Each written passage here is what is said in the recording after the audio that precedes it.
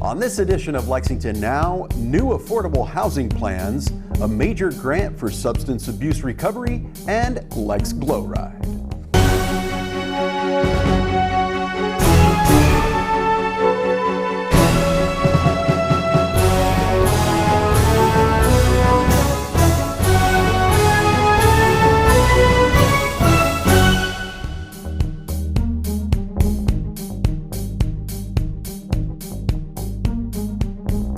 I'm Neil Noah, and welcome to Lexington Now for the week of October 31st, 2022. Plans for a new affordable housing project have been announced for the city's East End, and Mayor Gorton was joined by Congressman Andy Barr and local officials for the event. Today we're announcing more big steps forward for the East End neighborhood. A new road and new educational opportunities will move this neighborhood even further forward. We've made many improvements in the East End in recent years, including a new spray park that's under construction right now near the Town Branch Commons Trail and the Charles Young Center. We have had many partners in these improvements, including the people here today and Fayette County Public Schools. Dr. Zerl Palmer was an early pioneer here, opening the only African-American owned drugstore in Lexington in the 1960s, right here in the East End. We have saved his pharmacy building and are now continuing in the tradition he established, bringing new opportunities. Today I'm here to announce a major $3 million federal grant that will be used to construct a brand new early childhood education facility right here in the William Wells Brown neighborhood in Lexington.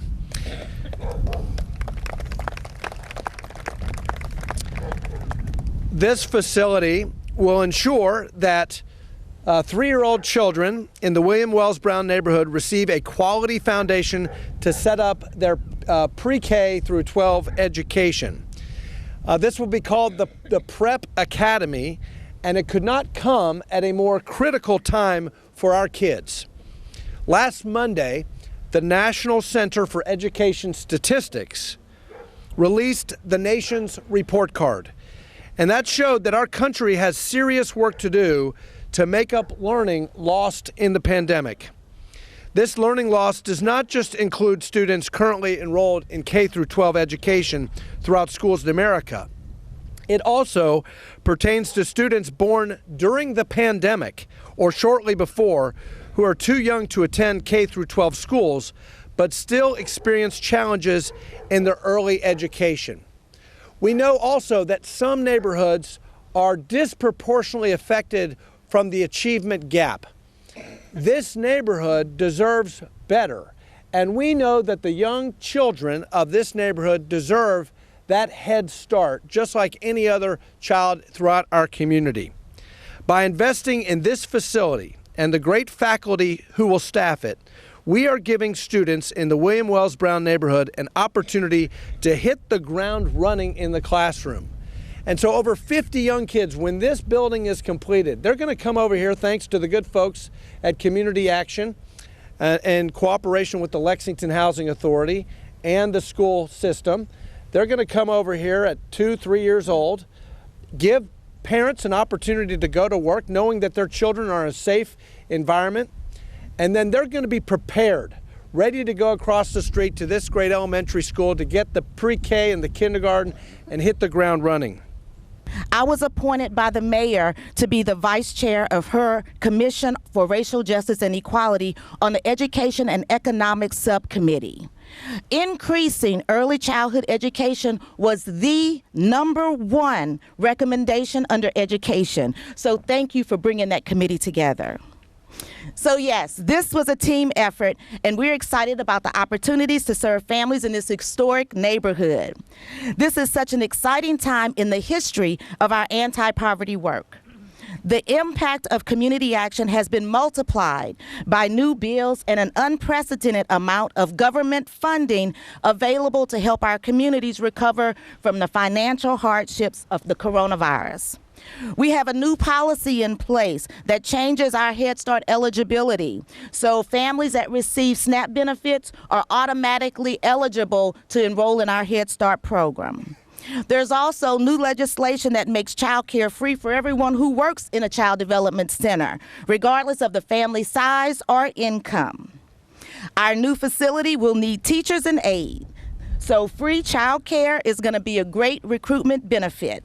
So if you have a young child and you would like to work, community action is going to be the right place to help make a difference in our community. A major federal grant for Lexington's Be Free initiative was presented last week at City Hall.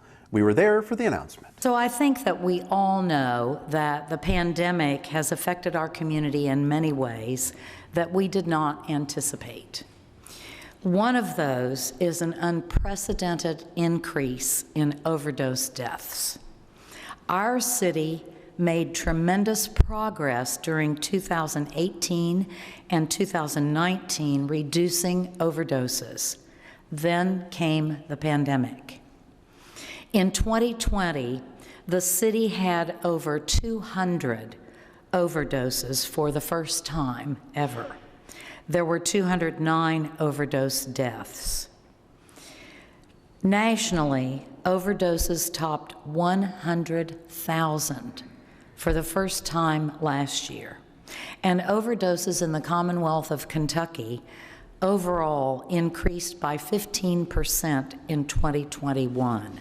These are astounding numbers. Our city has received 2 significant federal grants to help us purchase naloxone, the life-saving drug. Thanks to these grants, we can equip our police officers and our firefighters with naloxone so they can administer this drug when needed. Overdoses affect people from every walk of life here in Lexington, all demographics, all income levels. So to help us fight back, late in 2020, I formed the Substance Use Disorder Advisory Council. Partners from throughout the community who represent a variety of agencies that work to stop this epidemic every single day. And they help us coordinate our response. We offer innovative treatment programs that reach a variety of people. Today, Congressman Barr has an announcement that is really going to help the city of Lexington. We're here today to announce a $616,704, to be very precise, federal grant to enhance the barrier-free reentry and recovery initiative here in Lexington. The so-called Be Free initiative is part of a comprehensive approach the city is offering Kentuckians in recovery for substance abuse who are also transitioning from the criminal justice system after a period of incarceration. Ensuring a smooth, healthy, and successful transition for these Kentuckians back into our community can reduce the risk of recidivism and put these Kentuckians on a path for long-term recovery. The Be Free initiative ensures participants have access to employment services to help them find and maintain meaningful work that will provide dignity and purpose to drive their recovery. The Be Free initiative also assists those in recovery with housing instability issues to access the various recovery residences in Lexington. Finally, the Be Free initiative provides transportation services for Kentuckians enrolled in the program so that they can attend appointments with their substance use disorder treatment providers. To that end, this federal grant that our office helped secure during the last federal appropriations process will allow the community paramedicine program that I was mentioning before purchase 2 vans to transport Kentuckians to and from their SUD treatment appointments. Years ago, we realized our vehicles are a barrier to being able to serve this population. Having a vehicle that sticks out like a sore thumb in a neighborhood can be intimidating, and we were looking for some method, and that's where the idea of a minivan, something that's going to blend into every neighborhood and every community. When the city was working on the proposal, we were excited to have the vans included, and when we were notified of the award, we were thrilled with the potential for improvement in serving our clients. What this opportunity means to us is having a comfortable place to discuss treatment options out of the elements, to provide transportation for our clients, and reducing the image of having a typical fire department vehicle parked in front of your home while we're talking to you, on the side of the street if we're engaging you, or wherever we go to meet our clients. Another component of the grant is that we're going to be able to buy some Narcan and continue a Leave Behind program. Every time we engage with a family member or an individual, we offer Narcan. It's such a life-saving drug. On the last 2 years, we've been working with the healing communities, and on average, we leave about 30 dose packs of naloxone with family or individuals. So we're going to be able to continue that as well. So Congressman and Mayor, Chief, we look forward to having you both come for a ride along in our new vehicles soon. Lex Glow Ride is this weekend, and we've got the details after the break.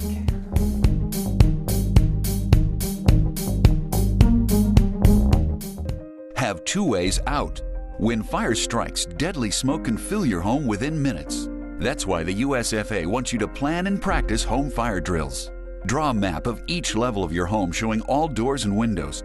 Discuss the map with everyone who lives with you. Practice your home fire drill at least twice a year. Make sure all doors and windows that lead outside open easily. Push the smoke alarm button to start the drill. Try feeling your way in the dark or with your eyes closed. Have at least two ways out of every room. If your first way out is blocked by fire or smoke, you can use your second way out. If there is smoke, get low and go. Crawl quickly under the smoke to your nearest exit. Close doors behind you. And gather at a pre-planned outside meeting place where first responders can see you. Call 911. Remember, get out and stay out. Never go back inside for people, pets, or things.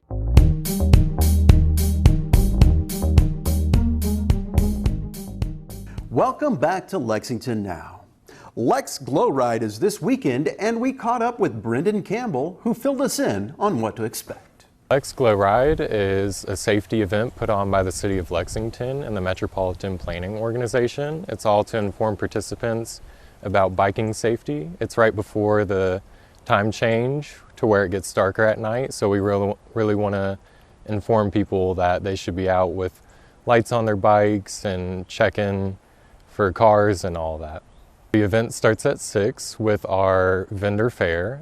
You can come and get free giveaways such as glow sticks, reflective gear, and all of that.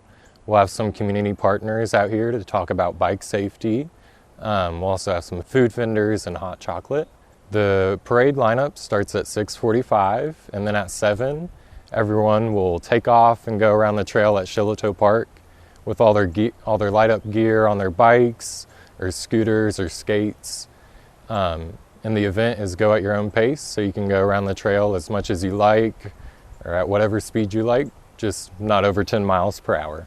We will have our bike library out here as well. We use that bike library at Safety City and other educational programs throughout the city to work with children and get them feeling comfortable with riding bikes.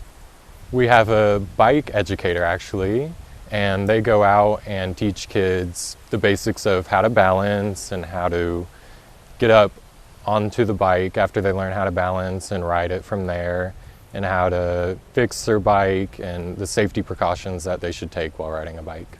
Especially around the time change, we want to make sure people have their head and tail lights on their bikes, and we want to make sure that they're riding appropriately out on the streets, in the bike lanes, and wherever they feel comfortable and where they're safe. For drivers, they should always be aware of all the other modes of transportation around them, bikers, pedestrians, people getting off and on the bus, and those who are utilizing those alternative transportation methods should be aware of the drivers around them as well. People can get more information about the event on lexingtonky.gov/glowride. There's still time to go see trees. What does that mean? Seth Holbrook explains.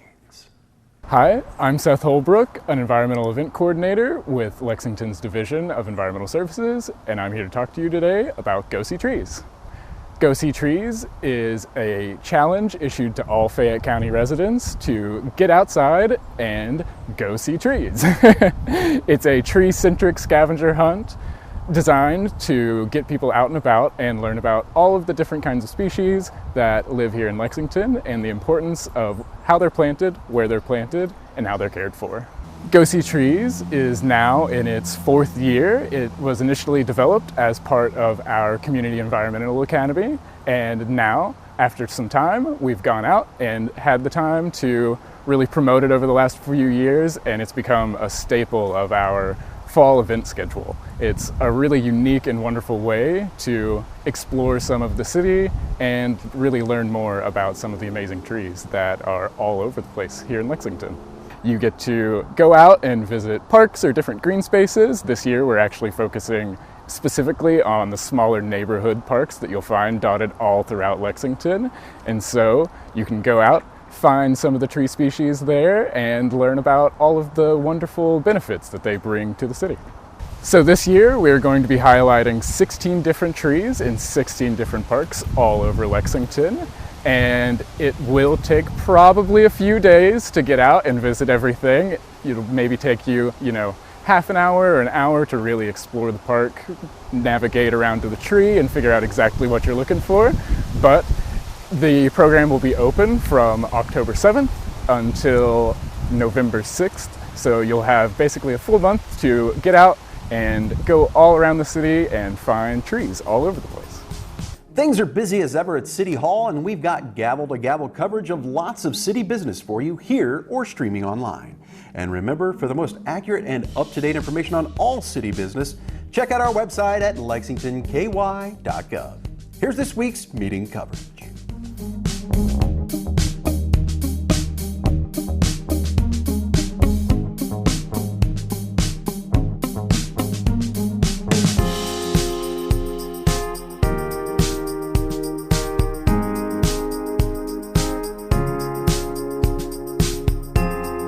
That's all for now, but as always, you can keep up with us on social media. Check out the latest traffic updates on Twitter at LexRex, or catch our live traffic cams on lexingtonky.gov. For all of us at Lex TV, I'm Neil Noah, and that's it for now.